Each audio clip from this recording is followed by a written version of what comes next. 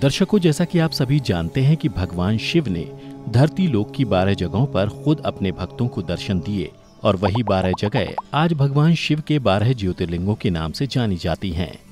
हिंदू धर्म के ग्रंथों की माने तो जब तक मनुष्य भगवान शिव के इन 12 ज्योतिर्लिंगों का दर्शन नहीं कर लेता है, तब तक उसका आध्यात्मिक जीवन पूर्ण नहीं हो पाता।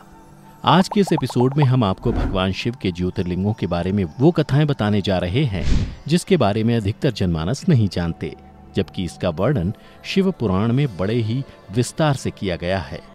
नमस्कार दर्शकों, द डिवाइन टेल्स पर आपका फिर से स्वागत है।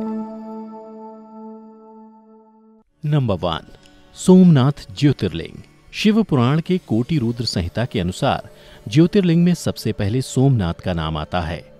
प्रजापति दक्ष ने अपनी 27 कन्याओं का विवाह चंद्रमा के साथ किया था। चंद्रमा को स्वामी के रूप में पाकर दक्ष कन्याएं विशेष शोभा पाने लगीं तथा चंद्रमा भी उन्हें पत्नी के रूप में पाकर निरंतर सुशोभित होने लगे। उन पत्नियों में जो रोहिणी नाम की पत्नी थी, उससे चंद्रमा सबसे अधिक प्रेम करते थे, जिससे बाकी पत्नियां दुखी रहने लगीं। एक दिन वे सभी अपने पिता प्रजापति दक्ष के पास गईं और उन्हें सारी बातें बताईं। अपनी पुत्रियों की बातें सुनकर प्रजापति दक्ष दुखी हो गए। फिर चंद्रमा के पास जाकर शांतिपूर्वक बोले, हे वत्स, तुम निर्मल कुल में उत्पन्न हुए हो। तुम्हारे आश्रय में रहने वाली जितनी भी स्त्रियां हैं, उन सब के प्रति तुम्हारे मन में भेदभाव क्यों है? तुम किसी को अधिक और किसी को कम प्रेम क्यों करते हो? अब तक जो किया सो किया, अब आगे फिर कभी ऐसा भेदभावपूर्ण बर्ताव तुम्हें नहीं करना चाहिए, क्योंकि उसे नरक देने वाला बताया गया है। प्रजापति दक्ष चंद्रमा को ये बातें बतलाकर अपने घर को लौट आए। उन्हें पूर्ण विश्वास था कि चंद्रमा अब भेदभावपूर्ण बर्ताव नहीं करेगा, परंतु चंद्रमा ने प्रजापति दक्ष की बात नहीं मानी। वे रोहिणी में इतने आसक्त हो गए कि उन्होंने दूसरी किसी पत्नी का कभी आदर नहीं किया। इस बात को सुनकर दक्ष दुखी हो फिर चंद्रमा के पास गए और उनसे बोले, हे वत्स, मैं पहले भी कई बार तुमसे प्रार्थना कर चुका हूं, फिर भी तुमने मेरी बात नहीं मानी, इसलिए आज मैं तुम्हें शाप देता हूं कि तुम्हें क्षय रोग हो जाए।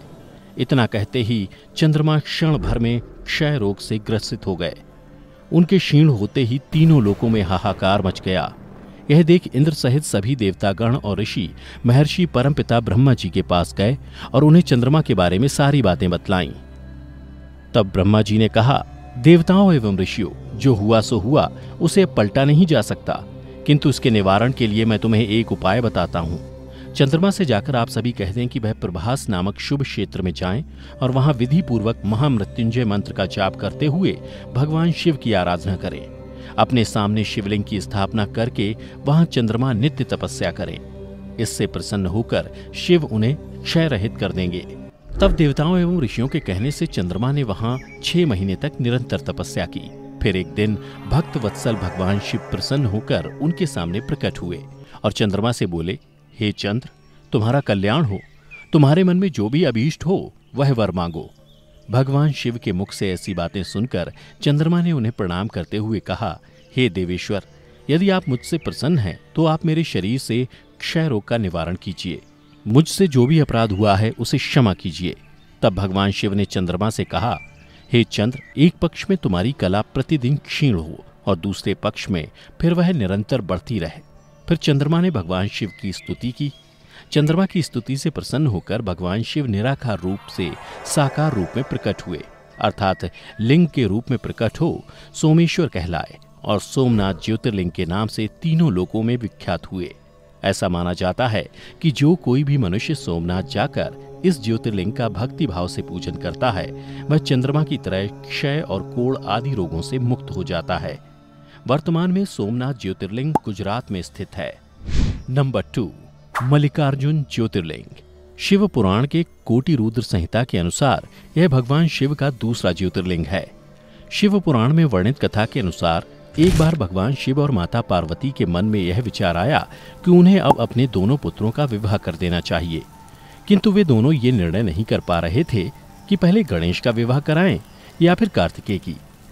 फिर उन्होंने दोनों पुत्र गणेश जी और कार्तिकेय जी को अपने पास बुलाया और उनसे बोले, हे वत्स, तुम दोनों में से जो भी सबसे जल्दी संपूर्ण धरती का चक्कर लगाकर आएगा, उसका विवाह पहले होगा।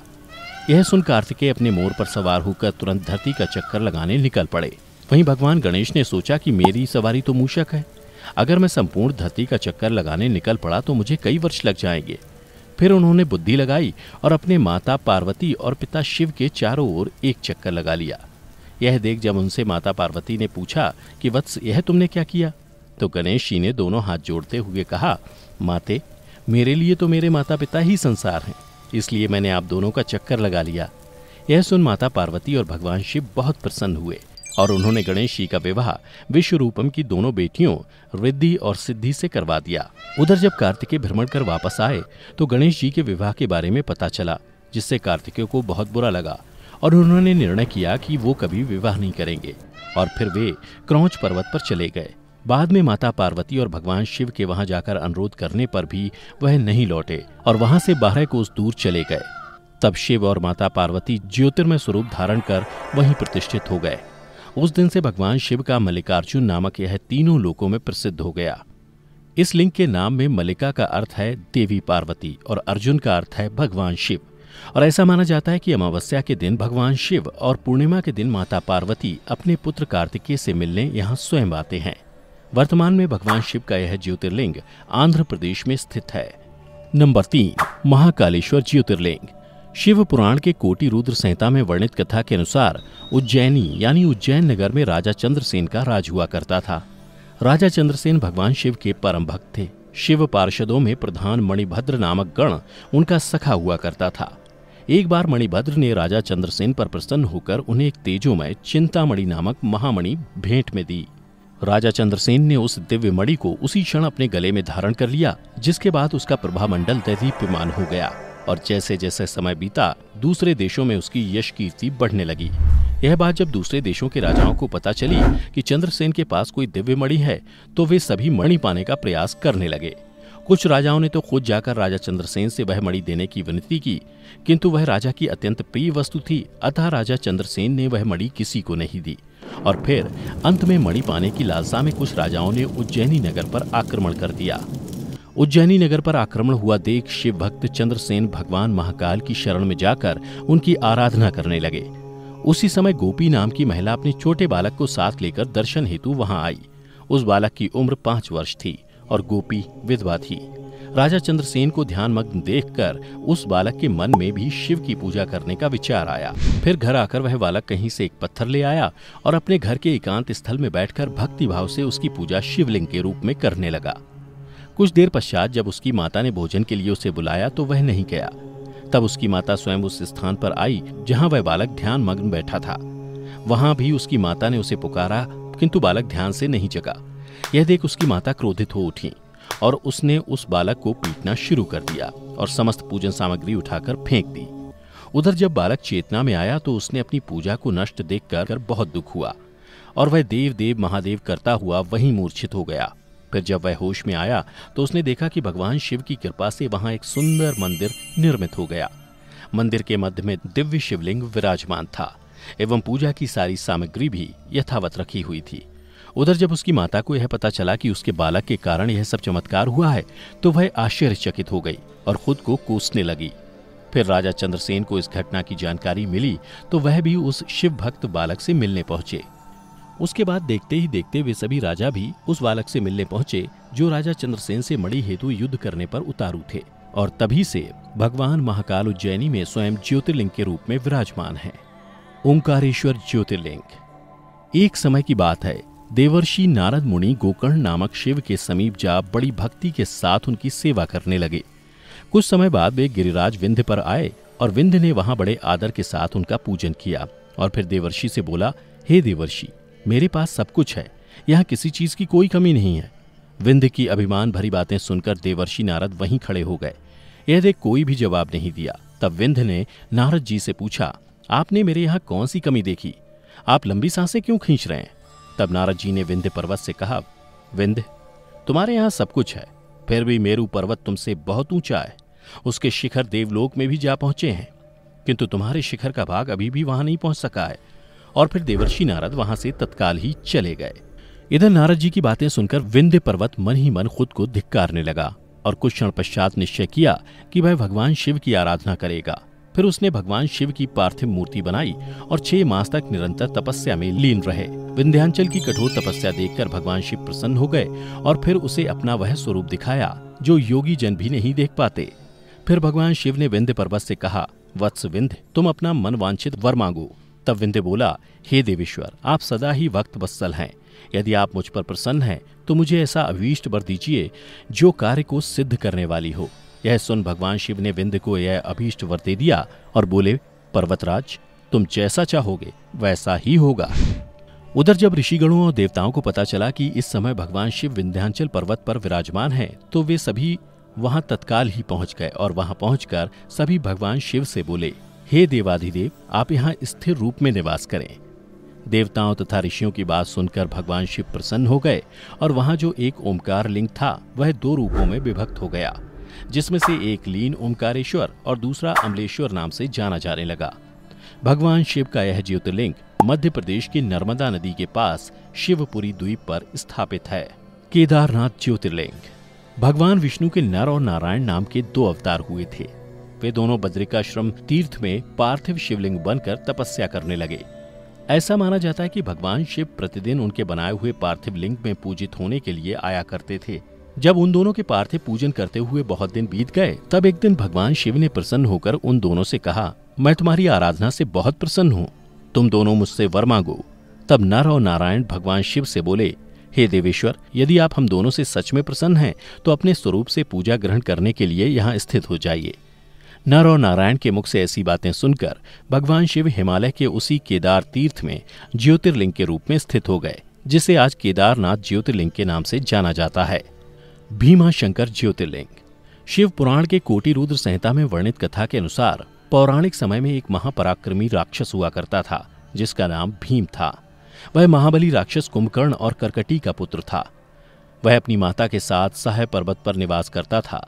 एक दिन राक्षस भीम ने अपनी माता से पूछा कि मेरे पिताजी कौन हैं और कहाँ हैं? तुम यहाँ अकेली क्यों रहती हो?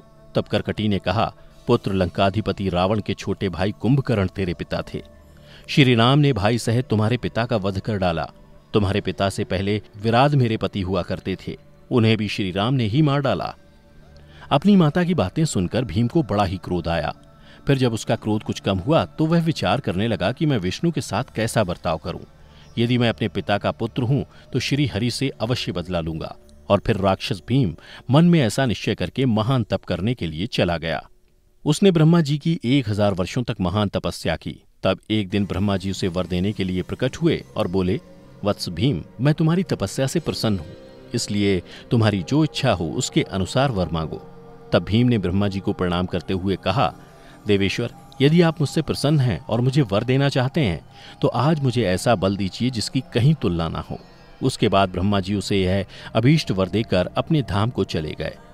ब्रह्मा जी से अत्यंत बल पाकर राक्षस अपने घर आया और माता को प्रणाम करने के बाद बोला, माँ, अब तुम मेरा बल देखो।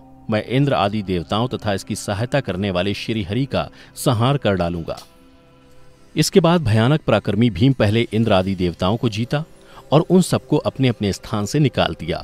फिर जब देवताओं की प्रार्थना पर राक्षस भीम से भगवान विष्णु युद्ध करने आए, वो भी उससे हार गए। इस तरह देवलोक पर अपना शासन स्थापित करने के बाद उसने पृथ्वी को जीतना शुरू किया। इस क्रम में उसने सबसे पहले वह कामरूप देश के राजा सुदीक्षण पर आक्रमण किया। राजा के साथ उसका भयंकर युद्ध हुआ। दुष्टासुर भीम ने ब्रह्मा जी के दिए वर के प्रभाव से शिव भक्त महाराज सुदीक्षण को परास्त कर दिया और सब सामग्रियों सहित उनका राज्य तथा सर्वस्व अपने अधिकार में कर लिया और राजा को भी कैद कर लिया। परंतु कैद खाने में भी महाराजा सुदीक्षण ने भगवान की प्रीति के लिए शिव की उत्तम लिंग बनाकर उनका पूजन शुरू कर दिया। उसके बाद उसने सभी महर्षियों को अपने वश में कर लिया। यह देख सभी देवता तथा ऋषि अत्यंत पीड़ित हो भगवान शिव की आराधना करने लगे। तब भगवान शिव अत्यंत प्रसन्न हो देवताओं से बोले, देवगण तथा महर्षियों, मैं प्रसन्न हूँ, तुम्हारा कौन सा कार्य सिद्ध करूं? तब देवता बोले, प्रभु, कुंभकर्ण से उत्पन्न करकटी का बलवान पुत्र राक्षस भीम ब्रह्मा जी के दिए हुए वर से शक्तिशाली हो देवताओं को निरंतर पीड़ा दे रहा है, अतः आप इस दुखदायी राक्षस का नाश कीजिए। तब भगवान शिव बोले, देवताओं, कामरूप देश के राजा सुदीक्षण मेरे श्रेष्ठ भक्त हैं, उनसे मेरा एक संदेश जाकर कह दो, फिर तुम्हारा सारा कार्य शीघ्र ही पूरा हो जाएगा। उनसे कहना, महाराज सुदीक्षण, तुम शिवजी के विशेष भक्त हो, अतः तुम प्रेम पूर्वक भगवान शिव की आराधना करो। दुष्ट राक्षस भीम ब्रह्मा जी का वर पाकर प्रबल हो गया है, इसलिए उसने तुम्हारा तिरस्कार किया है, परंतु अब मैं उस दुष्ट को मार डालूंगा। उसके बाद सब देवताओं ने वहां जाकर महाराज सुदीक्षण से शिव की कही हुई सारी बातें बताईं। उसके बाद सारे देवता और महर्षि अपने अपने आश्रम चले गए। इधर भगवान शिव भी अपने गण के साथ लोक हित की कामना से अपने भक्त की रक्षा करने के लिए सादर सुदीक्षण निकट गए और गुप्त रूप से वहीं निवास करने लगे। उसके बाद किसी ने राक्षस से जाकर कह दिया कि राजा तुम्हारे नाश के लिए कोई पूजा कर रहा है। यह बात सुनते ही वह राक्षस कुपित हो उठा और उनको मार डालने की इच्छा से नंगी तलवार हाथ में लिए राजा के पास गया और भगवान शिव के लिंग पर तलवार चलाई, परंतु वह तलवार उस शिवलिंग का स्पर्श भी नहीं कर पाई कि उसे साक्षात भगवान शिव वहां प्रकट हो गए और बोले, देखो अपने भक्त की रक्षा के लिए प्रकट हुआ हूं। ऐसा कहकर भगवान शिव ने अपनी पिनाक से उसकी तलवार के 2 टुकड़े कर दिए। तब उस राक्षस ने फिर अपना त्रिशूल चलाया, परंतु शिव ने उस दुष्ट के त्रिशूल के भी सैकड़ों टुकड़े कर डाले। तदनंतर शिव जी के साथ उसका घोर युद्ध हुआ। फिर नारद जी ने आकर भगवान शिव से प्रार्थना की कि प्रभु शीघ्र ही इसका संहार कीजिए। नारद जी के इस प्रकार प्रार्थना करने पर भगवान शिव ने हुंकार मात्र से उस समय समस्त राक्षसों का वध कर दिया। तदनंतर भगवान शिव की कृपा से इंद्र आदि समस्त देवताओं और मुनीश्वरों को तथा संपूर्ण जगत स्वस्थ हुआ। फिर देवताओं और मुनियों ने भगवान शिव से प्रार्थना की कि प्रभु आप यहाँ लोगों को सुख देने के लिए सदा निवास करें। आपका दर्शन करने से यहाँ सबका कल्याण होगा। आप भीम शंकर के नाम से विख्यात होंगे और सबके संपूर्ण मनोरथों की सिद्धि करेंगे। आपका यह ज्योतिर्लिंग सदा पूजनीय और समस्त आपत्तियों का निवारण करने वाला होगा और तब से वह लिंग भीम शंकर ज्योतिर्लिंग के नाम से जाना जाता है। दर्शकों, अभी तक भगवान शिव के जिन ज्योतिर्लिंगों की कथा आपने देखी वो कैसी लगी, नीचे कमेंट करके जरूर बताएं। बाकी के बचे ज्योतिर्लिंगों से जुड़ी कथा भी हम जल्द ही लेकर हाजिर होंगे। फिलहाल आज की इस वीडियो में इतना ही। अगर आज की ये वीडियो आपको अच्छी लगी हो तो उसे खुद तक सीमित ना रखें, बल्कि ज्यादा से ज्यादा शेयर करें और ऐसी ही आध्यात्मिक वीडियो देखते रहने के लिए हमारे चैनल को अभी सब्सक्राइब कर लें। अब हमें इजाजत दें। आपका बहुत बहुत शुक्रिया।